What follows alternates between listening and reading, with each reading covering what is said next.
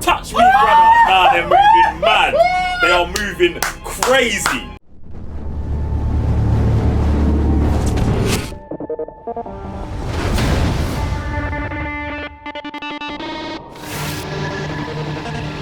We are live. Guys, it's me, 1/3 of the Cyber Nerds. Revenue GS. I'm Mr. Blitzstick. And we're back with another video today. We've got the Book of Boba Chapter 1 episode review, breakdown, conversation, discussion. And the only thing that you should be breaking down is the subscribe button. Road to 200,000 subscribers. Hit the thumbs up and press the notification bell so you get notified every time we drop a video.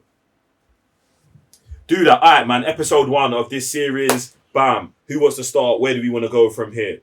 Oh man, I think just the intro itself is such a smart thing to do, because since Mando series, I'm pretty sure a lot of people had the same questions I had. Yo, where you been? How did you survive the Sarlacc pit? Like, after that, where did you go? Where did you roam? How did you come in power? They do this within the first 15 minutes, no dialogue, no nothing. Do you know what I'm saying? It's not forced. Man's just healing and he's going through the dreams. And he explains, yo, the dreams are back. Huh! Pepper, spice, and everything's nice. Just because it's on the screen, I want to say that the level of respect of just showing one shot of Camino was mad. Bruv. Was mad. Like, the way you man just done a whole origin story in like the 3-minute intro, like, it just shows that you have a level of care and respect for the character that you should have when making a series such as this. Do you get what I'm saying? So that whole thing there was fire, bruv. Sam, what you got? Yeah, I'm just liking the whole start of this season in general. I'm just liking the fact that we're getting the past and the present at the same time. And obviously, I just want to see where they go with that, because they can touch on so many levels we haven't seen before with Boba Fett, touch on levels that we're going to see in the future, continue Boba Fett, hopefully coming in more into other mediums and stuff like that. But right now, jeez. See, super legit. One thing I want to include in this whole thing is that, like, I like what they've done in episode 1 about giving us the dreams. I would like the dreams to continue, because if we get the dreams and, like, the dreams is telling us a story of what happened in the past, but currently, as we're currently telling the story of what's happening now, I think it's 2 birds, 1 stone.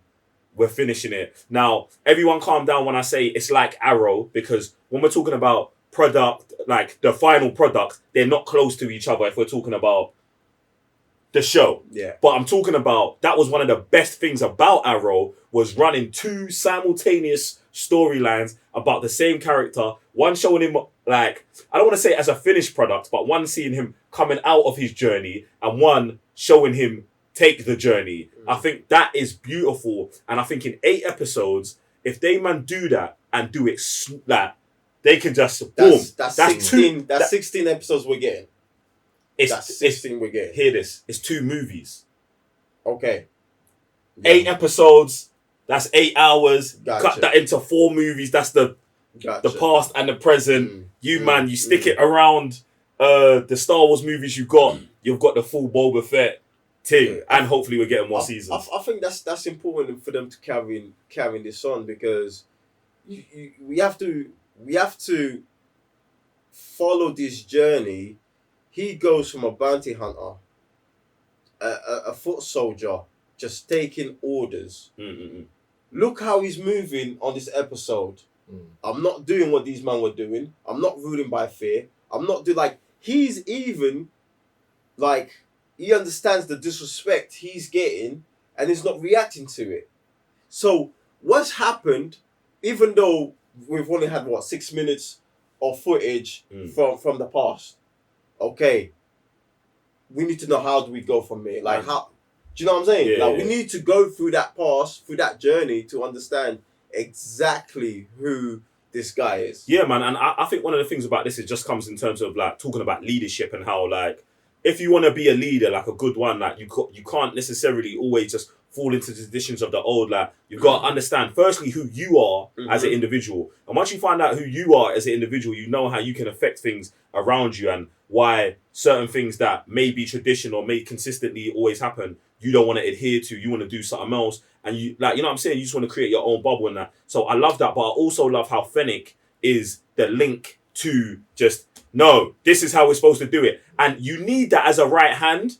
You don't need it as your hands. Do you know what I'm saying? You need to have someone who's going to keep you on point with this is going too far. This is a violation. But also you having that back and forth where that person's going to grow, but also their advice is always needed and important, even if you're saying no to it. Yeah. Do you get what I'm saying? So I think that was like the way they peppered that up. They expanded on that relationship so much in this episode, more than they've shown it even in the other episodes when they're talking. Right. Do you get what I'm saying? And how did we get to this relationship? How did we get this? I think that's going to show, and I think this is the dust man thing. This is what I'm saying. Like, I think this we is the need to dust carry man this thing. on because all these people's got to encounter, like even with him encountering the Sand People, that little thing he went through. Yeah. Yo, like by the end of when the we're episode, calling them up later at episode 7, Do you know what I'm and saying? them man are showing up to beef with Boba Fett, you're going to be like, yeah, he united the world still. Get me? So it's important for them to carry on that backstory. 100% fire, man. Fire. I just want to see how, like, because obviously I didn't expect Boba Fett to even move like this, to be honest. Obviously him being a bounty hunter, I did expect him to be a bit more ruthless like Fennec. Yeah. Obviously she's like, so we just kill man right now kind of thing. He's like, no, there's no need to torture anyone, there's no need to do this. I'm like, why are you like that? And it's funny because I was there. I was like, yo, he's disrespecting, man. Press the button. Yeah, he was ready. Feed him to the lions, man. I was there. It's going to be very interesting to be like, why doesn't he want to do that? Despite him actually going out and capturing people, sometimes even finished. I think he even said the Fennec. Yeah, he said, what did he say? Oh, keep one alive. Yeah. No, but she's like, one's going to die. I hear what you're saying when you're saying why, but I just think like when let's say you've been Boba Fett, yeah, and you've been paid by the biggest bosses to go, like you are you're the baddest bounty hunter in the galaxy. Like you have that title. You would know the importance of not killing someone if you kill someone for a living. Do you understand? True, and that's why I thought that, part of your job. yeah, that for me, that's enough. Do you know what I'm saying? And this is why it also like harkens back to like when he's on the ship and Vader's talking to him, and man's like, no disintegrations. Man's telling him because, bro, he's probably already been that guy. You see who Fennec is? Now, kill him. Boba Fett's probably been that guy already, gone through that journey already. And that's why the reputation is Vader, big bad Vader's telling you, bruv, don't kill everyone. Think about Vader's level on that. Yeah, exactly. And and Vader was already on destroying. Exactly. Exactly. So it just it shows that like, listen, this character's he's gone through a journey before we even met man. So now we can see what like the rewards of that journey. And this is what I'm talking about, seeing this, but also seeing the past as well. Exactly, do you get what I'm saying? So nah, man, this thing is fight. Listen, the character design of that monster that they fought in the desert on Tatooine was crazy, bruv. And like, firstly, when it popped out, I was like, oh, it's crazy, like 4 arms and that. When it started walking, I was like, on its back legs and its arms, I was like, yeah, you man did the whole thing. I thought that was fire, bro. That's so crazy. And another thing I want to touch on as well, we've never seen Tatooine like this. I just love, like, in this new gen, we get to see stuff from the past, innit? Like, bro, some of these shots, straight Rogue One-ish. Straight. 100% production's like, high. Yo, it's so... you just get, it really is. It really is. Do you know what I'm saying? And instead of these man putting it in the big thing, in the big screens, yo, let's chop it up and make it a thing. But bro, I just love seeing Star Wars like this. Do you know what I mean? Like Star Wars back in the day when it was being filmed, it was already mind blowing.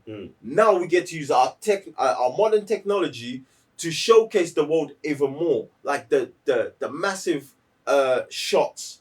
Where it's just like, boom, you can see everything. Oh, It actually makes me sick to look outside and not have 2 suns, you know. It's quite bad, you know. Like, look at Tatooine, I'm like, right, you man are actually chilling. Like, you man are seeing something different. Do you know what I'm saying? Like, usually with Tatooine, everything felt so claustrophobic back in there. Everything was so close. And now we're getting to, wow, like, the screen went from this to just... And they do bare shots like that on purpose. Look at what we can show you now. Nah, it's beautiful, man. Like, bruv, yeah, man, love this episode. And listen, once again, Disney Plus, thank you for understanding how important weekly drops are.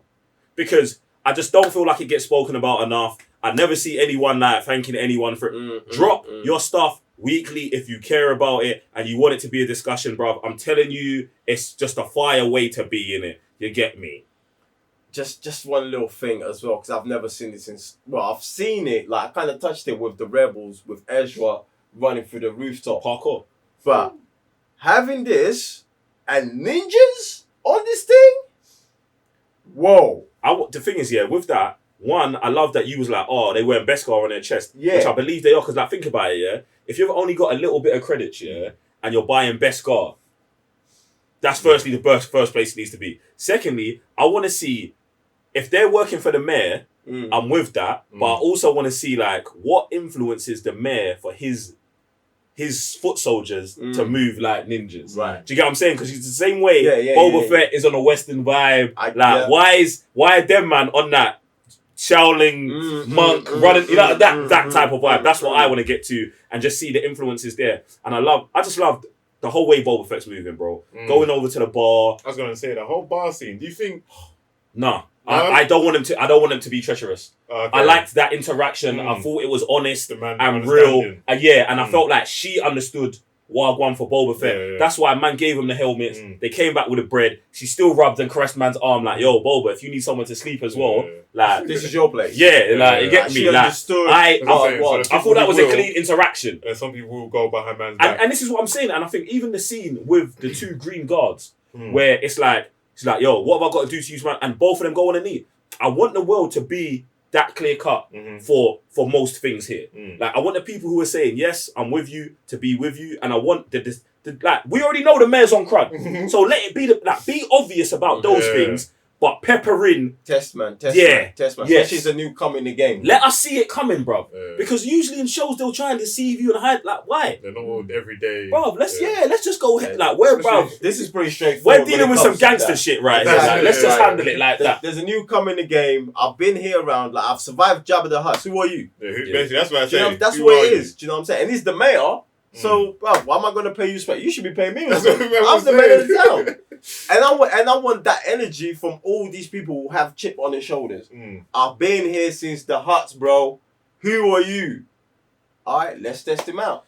Do you know what you need to test out? The subscribe button, the thumbs up, and the notification bell. That's what you need to do. But look, we're going to be back here next week. If you want to watch our full watch along of episode 1, chapter 1 of the Book of Boba, head over to patreon.com/the Cyber Nerds, because there will not be a chopped and screwed version coming to YouTube. No, there won't be. Sith Temple tier. Oh, listen, firstly, the Sith Temple tier, that's a good cheat code for this one, isn't it? So we've given you we're being straightforward with you, the same way we're asking the show to be straightforward with us. Anyway, other than that, I'm 1/3 of the Cyber Nerds. Revenue GS. So I missed a bit. We're going to see you next time.